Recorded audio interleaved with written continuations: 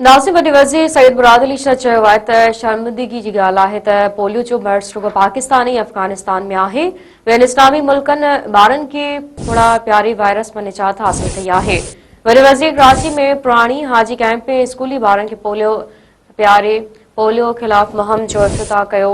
Media सां ॻाल्हाईंदे वॾे वज़ीर चयो आहे त सिंध में पोलियो ख़िलाफ़ मुहिम 1 डिसंबर ताईं जारी रहंदी। सूबे में 1 करोड़ 6 लख ॿारनि खे फोड़ा पियारिया वेंदा। पोलियो वर्कर्स जी हिफ़ाज़त लाइ 21,000 पुलिस एहलकार मुक़रर कया विया आहिनि। वालिदैन ताउन कनि। मुहिम दौरान गफ़लत कंदड़ ऑफिसरनि ख़िलाफ़ कार्रवाई कई वेंदी। सैयद मुराद अली शाह वधीक चयो आहे त सिंध में हलंदड़ साल पोलियो वायरस जा नव केस रिपोर्ट थिया। आख़िरी केस बदीन में ज़ाहिर थियो। पोलियो वायरस जो ख़ात्मो हुकूमत जी तरजीह आहे।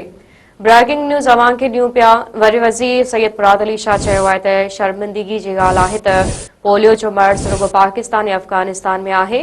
ॿियनि इस्लामी मुल्कनि ॿारनि खे फोड़ा प्यारे वायरस में निजात हासिल कई आहे। वरी वज़ीर कराची में पुराणी हाजी कैंप में स्कूली ॿारनि खे फोड़ा प्यारे पोलियो ख़िलाफ़ मुहिम जो इफ़्तिताह कयो। मीडिया सां ॻाल्हाईंदे वॾे वज़ीर चयो आहे त सिंध में पोलियो ख़िलाफ़ मुहिम 1 डिसंबर ताईं जारी रहंदी। सूबे में 1 करोड़ 6 लख ॿारनि खे फोड़ा पियारिया वेंदा। पोलियो वर्कर्स जी हिफ़ाज़त लाइ 21,000 पुलिस एहलकार मुक़रर कया विया आहिनि।